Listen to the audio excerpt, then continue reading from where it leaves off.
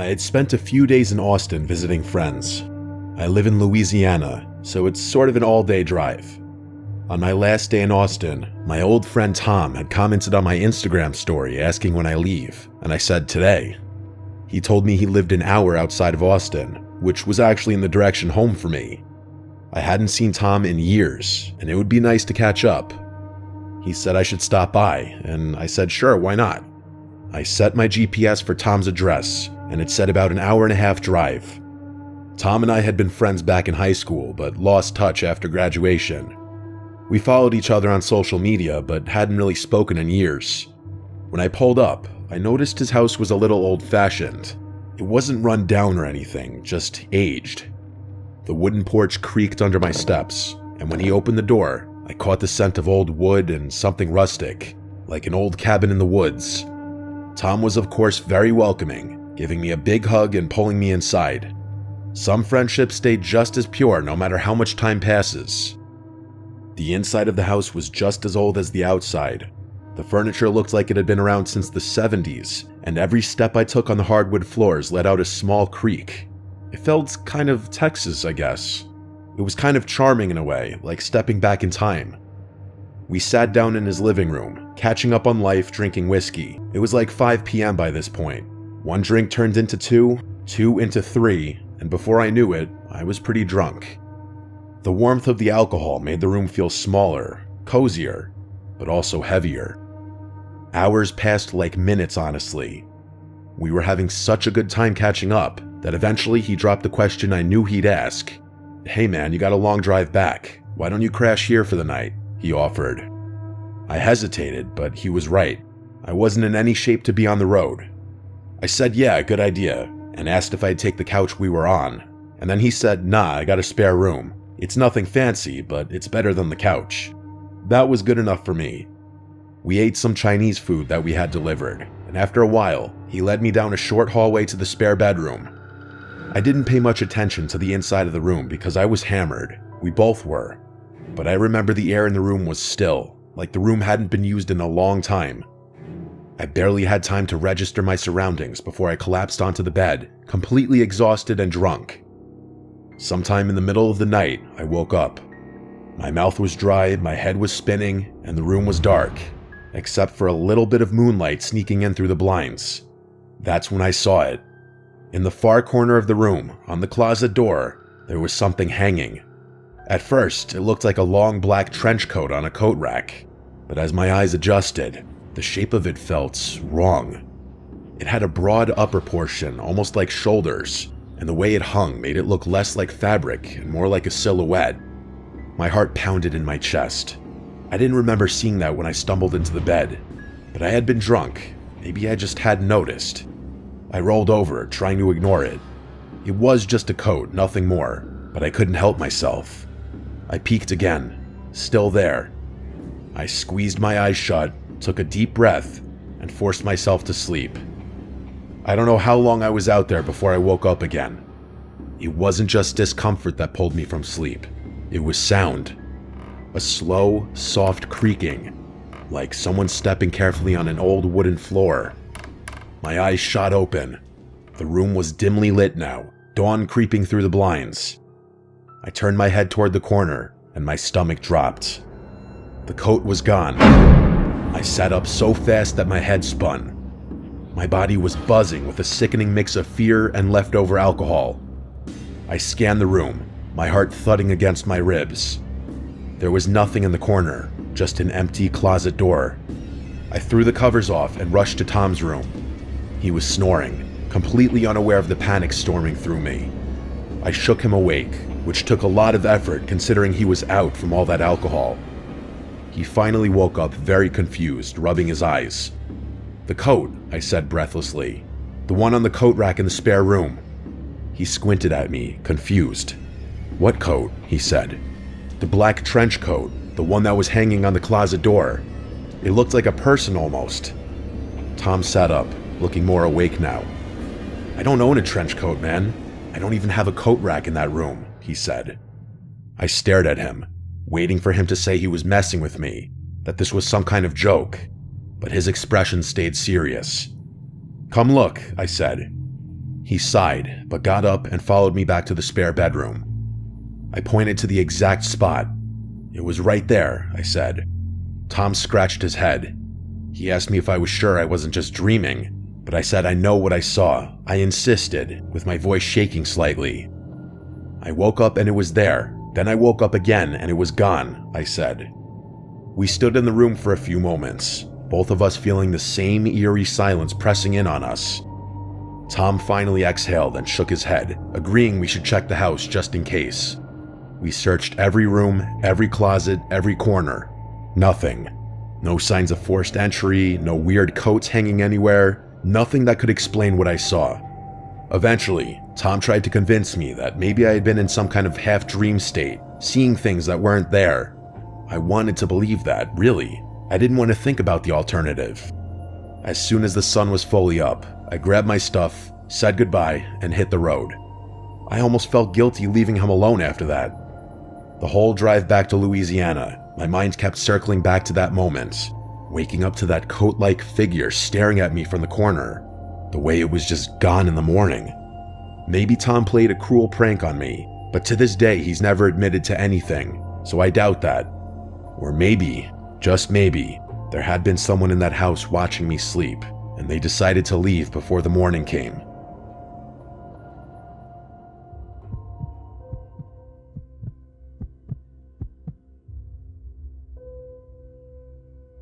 This happened to me when I was 18 years old. I was on a trip with my parents and a friend of mine, whom we can call Anna. This story takes place in Sweden when we were on a road trip. My parents, Anna, and I were going on a domestic trip, and we had an 8-hour drive from home. The plan was to visit a theme park and stay at a campsite, but we hadn't booked one. The day came, and we arrived in the city where the theme park was located, but we planned to visit it the next day, so we needed a place to sleep. Since we had brought tents in our car, my dad searched online for a nearby campsite. He found one that seemed good and close by, so he called the campsite. Unfortunately, that day coincided with a big soccer tournament, and the campsite was fully booked. Since we hadn't reserved a spot in advance, there was no space left for us. My dad called around, but we couldn't find any campsites that were reasonably priced and near the theme park. Our only option was to find a camping spot in nature. We set the GPS to the nearest parking area in a forest to avoid parking fines. Eventually, we found a spot in a nature reserve. When we arrived, there were some people around, so we asked if it was okay to set up our tents there and whether it was a good place to stay. A woman who was hiking told us it was a good place to sleep and that there were no parking attendants. Based on that, we decided to sleep in a small, lonely gravel parking lot. We were surrounded by forest, and a 10-minute walk away was a beach. At first, we considered setting up our tents on the beach, but something told me it would be better to camp in the parking lot. As we got out of the car to set up our shelter for the night, I noticed a lone car parked further away in the lot. It looked like it was in bad condition, and there was no one inside. I found it strange because it was already evening, so there were no more people at the beach or hiking in the woods. However, I didn't think too much about it at the time. I helped my parents set up our tents. They were sleeping in one tent, while Anna and I shared the other, with both tents placed close together. After struggling to build them, we finally finished. Anna and I made our tent cozy, watched YouTube, and ate snacks. By this time, it was around 11 p.m. We wanted to sleep at a decent hour so we wouldn't be too tired the next day. After a while, around midnight, we decided to sleep. At this point, my parents were already asleep in their tent. Anna and I were scrolling through TikTok when we suddenly heard a metallic sound from the parking lot. It sounded like a shovel being thrown onto the gravel. We both jumped in fear and asked each other what it could be. Too scared to peek out of the tent window, we chose to stay silent and listen. The sound had come from the same direction as the abandoned car. We then heard what I assumed was a shovel being thrown into the car's trunk, followed by the trunk slamming shut. We sat in silence, our hearts pounding. Then we heard the car speed off as if someone were trying to get away quickly. I texted a friend from a nearby city, telling him where we were staying. He replied, warning me that the beach nearby was known to be dangerous, with organized criminals often engaging in illegal activities there. We had no idea about this before. When I read my friend's message, I felt cold and deeply unsettled. About 10 minutes passed in silence after the car sped away. Anna and I had started to calm down a little when, out of nowhere, we heard the loudest, most blood-curdling scream from a man coming from the woods. We were absolutely horrified. I immediately texted my mom, telling her we just heard a loud scream. When she didn't respond, I called her phone to wake her up. She finally answered and said neither she nor my dad heard anything. She reassured me that it was probably nothing serious, but at that moment, I couldn't think of any normal reason for someone to scream like that. Anna and I crawled under the blankets, terrified, not knowing what was happening. Every minute felt like an hour. Even though it was midnight, we were too scared to sleep. Suddenly, everything became eerily silent. Then, my blood ran cold. I heard footsteps. Someone was walking around our tents, moving stealthily. Anna and I sat up, frozen in fear. I put my phone down so that its light wouldn't illuminate the tent. My heart was racing and I could hear my own pulse. There was no logical reason for anyone to be walking around our tents in the middle of the forest at this hour. The footsteps moved around our tent first, then toward my parents' tent, and then circled around our car, which was parked nearby. The person stopped and seemed to be looking at our tents. For a moment, there was complete silence. Then, I heard the same car from earlier returning. Its headlights lit up our tents, and Anna and I quickly laid down to avoid being seen. I gathered the courage to peek through the small tent window. I saw the car door slam shut before it sped off again. I felt a brief moment of relief when the person left. From my vantage point, I could see the road they had driven down. 5 minutes later, I saw another car approaching fast. It was a police car, racing in the same direction the other car had gone. Nothing else happened after that. Anna and I were still shaken, so we decided to sit in the locked car to feel safer. I stayed awake until around 5 a.m., keeping watch over the forest, while Anna eventually fell asleep beside me. After about an hour, we went back to our tent, and out of sheer exhaustion, finally fell asleep. We woke up around 9 a.m., completely drained. I told my mom everything that happened, and she revealed that she had also heard the footsteps, but when the person was near their tent, she had also heard heavy breathing, like the kind you hear in horror movies during a scary phone call. She had been terrified too. However, my dad had slept through the whole thing, so we had to tell him the story.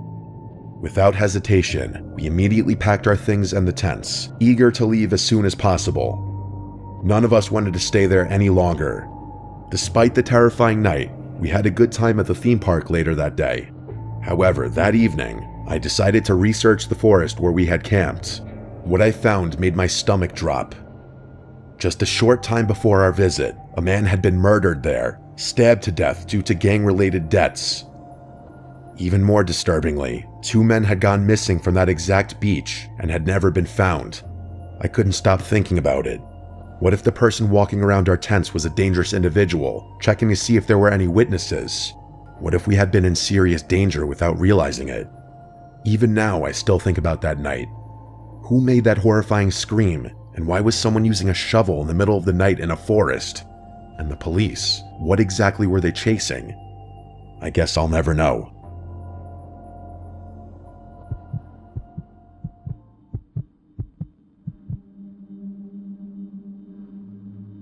This is a story that still haunts me when I think about it, even though I was so young when it happened. 6 is around the age where a lot of my childhood memories start to become more clear. I have one sibling, my older brother Keith. Keith is 2 years older than me, so at the time he was 8. When I was 6, I had a strict bedtime, 8:30.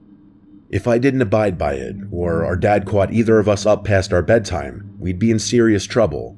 Our dad was always strict with us as kids. Honestly, I don't remember if this happened on a school night or not, but I woke up in the middle of the night to Keith shaking me awake. Keith and I shared a big bedroom upstairs in the house.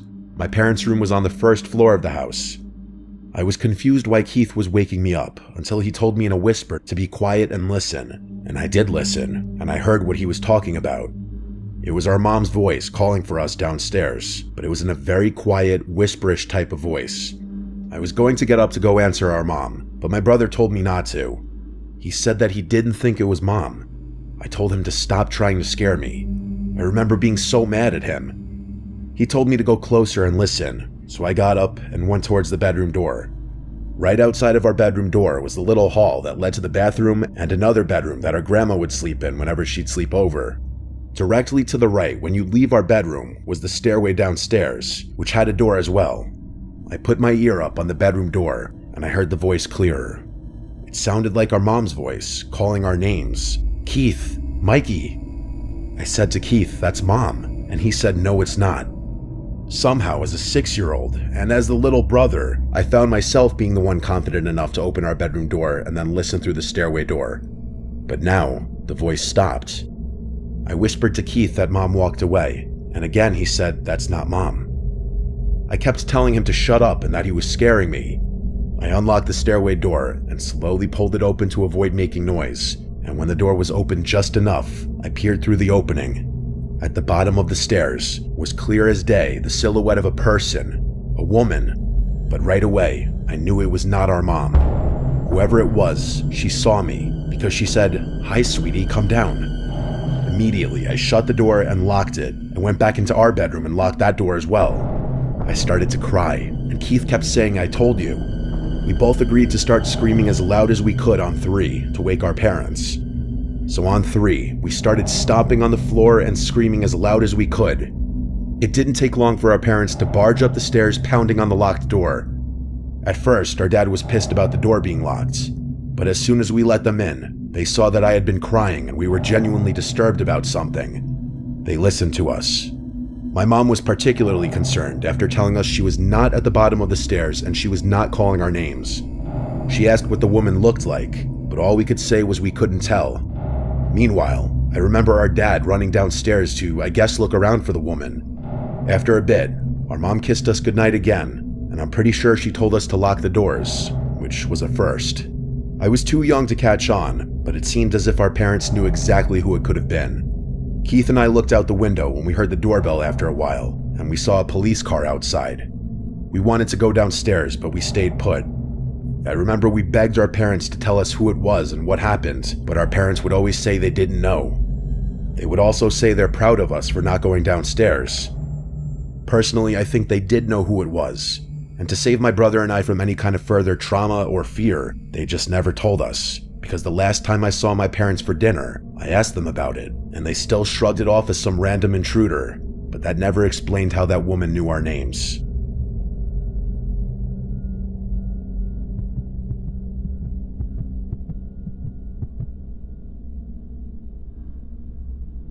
This happened when I was 16. I was still in high school. I obviously didn't have a car yet, so I was at the mercy of my parents driving me around, or just walking if it was close. It was the weekend. My friend Haley was having some of our friends over since her parents weren't home. My mom drove me to her house. Haley lived close, about a 3-minute drive and 20-minute walk. My mom was single at the time, and she also liked to go out too, so she told me that if she's out late, then to just walk or get a ride home, which meant she was going on a date. A few of our girlfriends were at Haley's house, Tina, Courtney, and Belle. The 5 of us hung out in her backyard for a few hours until some boys from our school unexpectedly showed up. By unexpectedly, I mean Haley didn't tell me she was inviting them. The reason I was annoyed by this was because one of the boys that showed up was a boy I had some annoying history with and didn't really want to see. Haley thought she was being cute and sneaky by inviting him there against my knowledge, because she for some reason wanted him and I to work things out. It was just an awkward mess. There were 4 boys and 5 girls, including me, so eventually, I just decided I wasn't really feeling it. So, after a while, I left.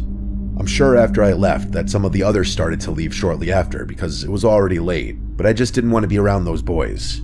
I made sure to let Haley know how pissed off I was over texts as I was walking home, and she kept saying, "OMG, come back." She apologized and I forgave her, but I still just wanted to go home. I walked for like 5 minutes until I slowed down. I thought I heard footsteps behind me, and when I slowed down, I confirmed I heard footsteps that weren't mine. I turned around, and there was a middle-aged man with a hood up over his head and his hands in his hoodie pocket. He was smiling, looking at me, and said, "How you doing?" I responded, "Hi," and just turned and kept walking. We were in the suburbs, people are walking around. It's not unheard of, even if it was late. 5 minutes more passed of me walking, and every time I'd glance around, that man would still be behind me, more or less the same distance away. maybe a little closer each time I looked. It was not a straight path home. I'd have to make multiple turns onto intersecting roads to get to my house, and each turn I made, he was still there. I was texting my friends about it, and then the man from behind me said, "Isn't it such a nice night? Love this weather." I replied back, "Yeah," and that was it. I started walking just a bit faster, but not enough to draw suspicion like that I'm running away. The man spoke again, and every time he opened his mouth, part of me died a little more inside. Like, why was he talking to me? Why was he following me? He asked, "Are you from the neighborhood?" I replied, "No." I was making my answers short and firm. The man chuckled. I started asking all my friends for help, to send one of the guys to come pick me up. Ironically, the boy who I was trying to avoid was on his way to come get me. I'll just nickname him Brandon. The man behind me then said something that changed everything. He said, "I'm not gonna hurt you. You live by the elementary school, right?" I turned around, and he stopped in his tracks. He was still smiling, but now his smile seemed more disingenuous, more sinister. I screamed, "Leave me alone," and started to run. I heard the man running behind me, catching up to me. At that point, it was my life on the line, so I started screaming bloody murder. I started screaming, "Help me," for everyone in their houses to wake up and hear. The man dropped his nice guy facade and said, "Shut up, you little bitch." My screams definitely scared him off because he obviously didn't want a bunch of witnesses about to come out of their houses. He ran away into the darkness, and I saw some lights in the houses around me turn on. One couple came out of their house, and I explained I almost got kidnapped. I stayed there in front of their house until Brandon arrived to pick me up. He drove me home. It was only like a 1-minute drive after that. My mom wasn't home, she was out, and she wasn't answering my texts. I didn't want to be alone, so I invited Brandon in to stay the night. I know he was the happiest camper alive, but it didn't end there. We were up late just talking and reminiscing about old times when we both heard footsteps circling the house. My room in that house was upstairs facing the backyard. We heard the gate to the backyard opening. My mom would never enter through the backyard, so something was off. I held back from yelling out, "Mom," and instead, Brandon and I just looked out the window, watching. We didn't hear any more sounds. We were expecting to see someone walking around the yard, but instead, we both heard a man's voice say, "I see you up there." I let out a very audible gasp and I stepped away from the window. Brandon yelled out something along the lines of, "We're calling the cops, you pussy freak." That's exactly what we did. The fact that this man knew where I lived, he probably knew who I was. What if he knew I was going to Haley's house? Brandon did a lot of the talking on the phone with 911. Looking back, I know he tried really hard to be the man in the situation, and I appreciated that. I was honestly so happy he came inside. The cops showed up, and their presence just made me feel safer. Even just giving them a description of this man made me feel better, like at least something was done. My mom got home soon after, and she was just as freaked out as I was. They kept a police car parked on the block for a few hours as a deterrent, thankfully. From there on, I didn't do any walking at night. I was even scared to go into our backyard after that. My mom had to have our uncle come over and install an entire security camera system. He made no effort in hiding them. They were on full display to deter that creepy man and any other creep from coming to that house. I'm glad to say that the story ended there, because this incident also prompted my mom to sell that house about a year later, just because she hated seeing me living in constant fear in that house. We never found out who that man was.